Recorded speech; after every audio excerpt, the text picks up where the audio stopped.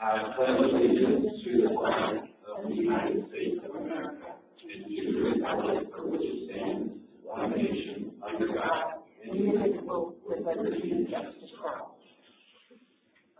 All right, how's everyone doing today?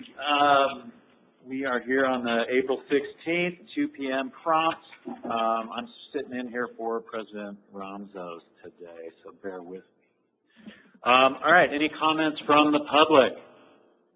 Seeing none, we'll go ahead and move on to any corrections on the agenda or consent calendar. No corrections. All right. Adoption of the consent calendar. Do I have anything to pull, or do I have a motion? I'll motion. I'll second that. Okay, motion and second. We call for the vote. And that motion passes unanimously. Great, thank you. Nothing was brought forward. Items for board action. Let's move on to 6A, Mark Silos, South Upper Truckee Pump Replacement Project.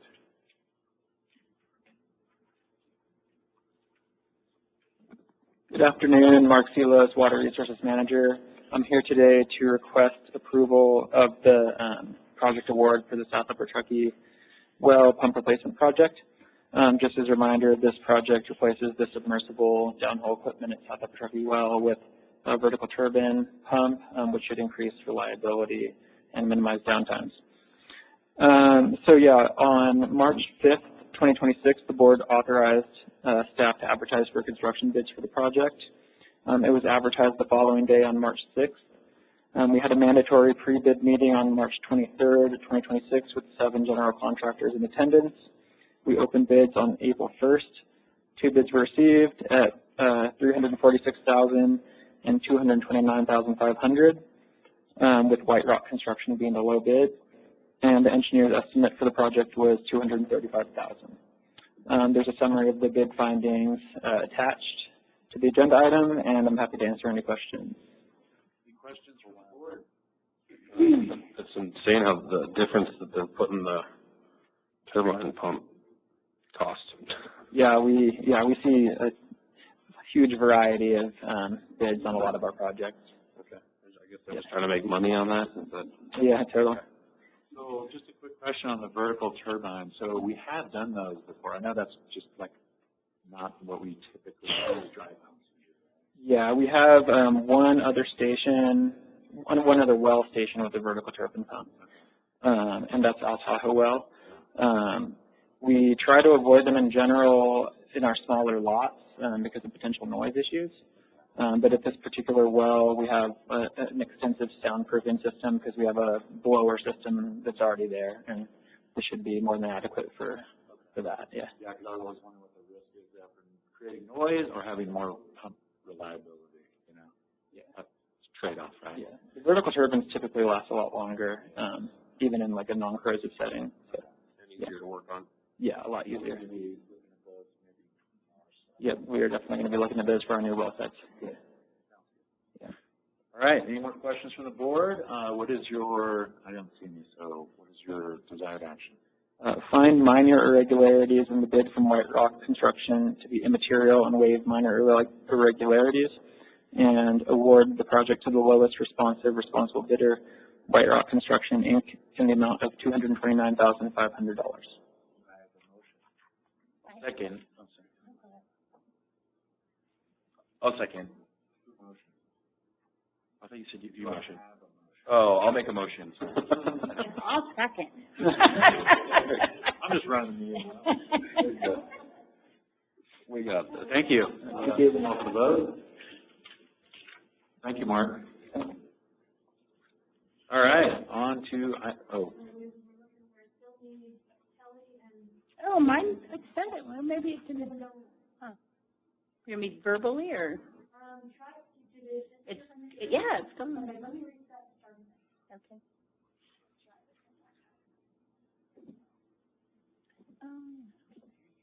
Okay, that motion passes unanimously. Great. On to item 6B, 2026 Advanced Metering Infrastructure Water Meter Installation Project. Laura.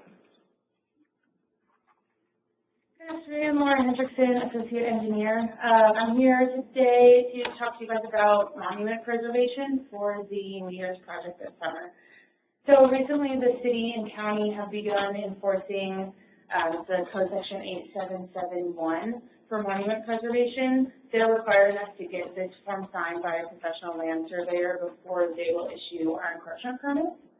So basically, Code Section 8771 states that before any construction activity occurs, we need to verify either that there are no monuments within the project area, or if they are, document those, prepare corner record surveys, get those into the county to let them know where any monuments may be within our project area. And then again, after construction, have the surveyor come out, verify that no monuments have been disturbed. If they have been disturbed, they can use the corner records that they prepared pre-construction in order to very quickly and easily reset those monuments afterwards, when they submit another corner record survey after that back to the county. So this is kind of new for us. We started doing it last summer, but for the Mears project, we did not get a survey of the whole project area because it's just kind of 72 locations all over the district, and we didn't need to get a survey of the whole area. So instead of doing that, we are proposing that we work with Loomis and Associates to prepare all of those corner record surveys, go out and look at all of the properties within the project area and kind of see what's in our area before we start construction. So we would like to move forward with that now. Their cost estimate for that was a not-to-exceed value of $109,700 for all of that work pre- and post-construction. Hopefully that will lower hopefully we don't disturb anything in the area, so they won't have to come to much post-construction. So that is a not-to-exceed amount, but we'd like to get them going sooner rather than later so that we can get our encroachment permits in time for construction to begin this summer. Do you guys have any questions? Any questions for Laura? No, I think it was all straightforward. I think Loomis and Michael Craig in particular, that's the greatest I work with. So I think a really good selection in that team. So yeah, I'm supportive.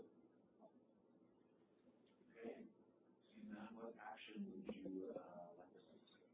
Our proposed action is to approve the proposed scope of work by Loomis and Associates for professional surveying services, monument preservation for the 2026 water meter project, and authorize the general manager to execute task order number 27 with Loomis and Associates in the amount not to exceed $109,700. I'll second. Motion and second. Good partnership today,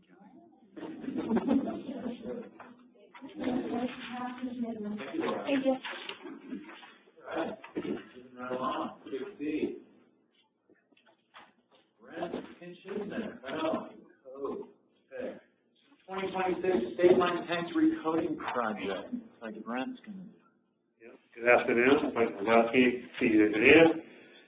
2026 State Line Tanks Recoding Project. This item requests approval for construction materials engineers, CME, to provide inspection services for this project in the amount not to exceed $293,220. As the board approved in March, the recoding project will rehabilitate both tanks, one this summer, one next summer, and this agreement will cover both years. The project requires an ANTP certified coatings inspection to verify the surface preparation, coating application, environmental conditions, testing, and compliance with specs. And District staff does not currently have the required certification or the experience in-house for this work, so we solicited proposals from 3 firms, and CME was the only firm that gave us a complete proposal and cost estimate that covered the full scope that we were requesting. In addition to the coating inspection, we're also having them provide welding inspection for any welding work that we're doing on the tanks, and then also general inspection to kind of fill in as we need it. So it's a not to exceed amount, and they'll go on a time and material basis. We do have the funding in the budget for this inspection work above the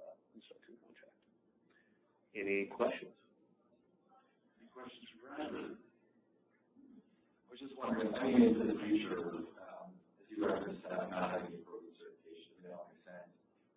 And not really having a great understanding of what those certifications are. Would it be a benefit at any time in the future to look to incorporate that in, into staff, or is it one of those things because of how slow it is, it's better to outsource? I don't know, I was just curious. Yeah, no, great question. And we actually did have one of our inspectors go through the first phase of certification for this coding inspection because this is asset management work. It's going to be regular. Unfortunately, that employee did resign and move on to another position just recently. So we're filling the gap right now with an outside inspector, but the hope is, and we've talked about it with our inspectors as we ramp up staffing for our inspectors, kind of spreading those required certifications out amongst the folks that we hire. What makes the most sense? This is clearly one that makes sense because we have lots of coding projects in this asset management program. But at the time right now, we need to rely on those outside consultants. Okay. Yeah. So when we advertise for those positions in the future, are you going to advertise saying we want this specific certification, or is it a plus, or how are you thinking of that? It's a plus. The way that the inspection position is listed, it's a 3-step position. So entry level is, basic certifications, and then as we move up to Inspector 2 and Inspector 3, there's more certifications required. So this would be one of those like 2 or 3 levels because it is a very expensive certification, and it's actually a 5-step if you want to get the ultimate certification. For our work, we really only need an AMP, that's the association that certifies for this, it's corrosion and coating. We would only need a 1 or a 2. Our employee had a 1, he was working on his 2, and so we would just encourage that again with someone.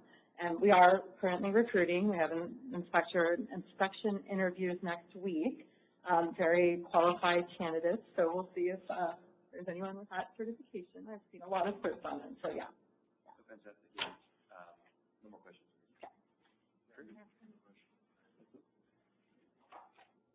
Good. All right. Just really quick, so we felt it was the sole only bid we got. We felt pretty good about the price and everything. Yeah, we got 3 proposals.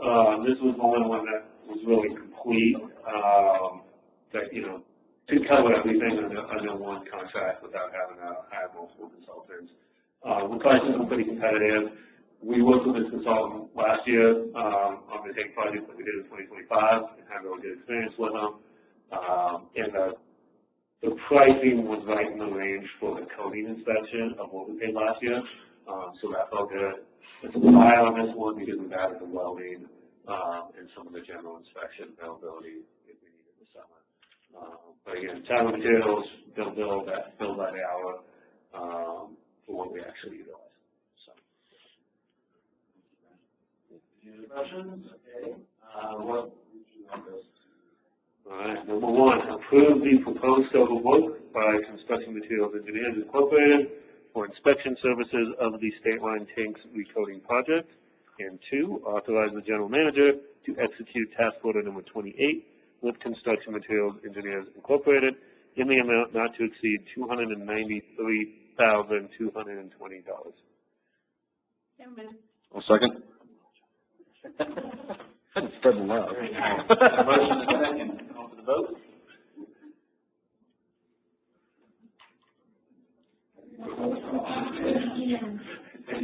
Appreciate it. All right. Now we're going to move on to standing and ad hoc committees and liaison report. Let's start at the end. Nick, you want to start? Kelly? So I represented at the operations committee meeting this past Monday, and a lot of the stuff that was on the agenda we've already talked about and voted on. Some of the items that came up were on the sewer collection system, manhole liners, that we have $100,000 in the budget, and they're just looking at various technology, staff looking at various technology right now. The upper Truckee pump station, that contract was closed, but there are a couple of small operational issues that we're going to look into, staff is looking into to get those corrected. At the wastewater treatment plant, the ballast ponds, we had hired consultants to give us some alternatives, and none of them are viable. there were 4, and they were quite costly. And I think that from what, and you could correct me, Adrian, but we want to keep the ponds that we have. We just want, to make them more, long-term. And so we're going to go back to the consultants and ask them and stress that we need to work with what we have. And then out there at Diamond Valley Ranch, we're getting ready to, this year, if you remember, we're going to not do alfalfa. We're not going to plant alfalfa. We're going to do a barley oat mix. So we're getting to do that. The diamond ditch, there's 2 sections that need to be patched. And then, in the discussion, it came up that eventually the whole ditch is going to have to be rehabbed. And so we're looking into that. And then the last thing was that there is a required inspection from the Department of Dam Safety. And so come to find out, which I guess we kind of knew, we have a huge rodent issue. They're burrowing into, and they're causing problems. So one of the things that, or maybe the only thing that came out of that inspection is that we need to have a rodent control plan. And the rodent is a squirrel, not like a rat.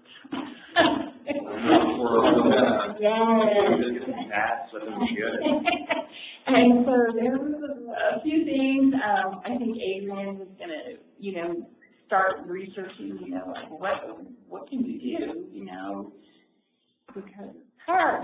So, but that was an issue. And then the next meeting is Tuesday, May 12th.